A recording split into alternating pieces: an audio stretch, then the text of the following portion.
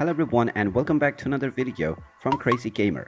In this video, I'm going to show you how to change the theme within the chess.com game. So let's get started right away. First of all, open up your web browser and then in the address bar type in chess.com and press enter.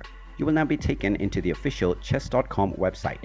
Now from the home page, click on the login button underneath the search box if you haven't already logged into your account. You can then enter your username and your account password in order to log into your account.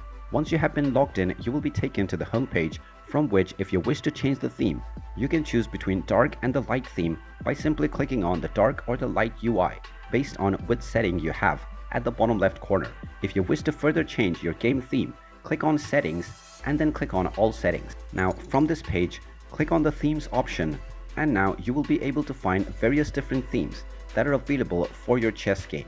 Click on whichever theme you wish to use from the various different presets that are available. If you don't find special themes, you can click on the Enable Special Themes option at the top section, which will show you all of the themes that are available for the game.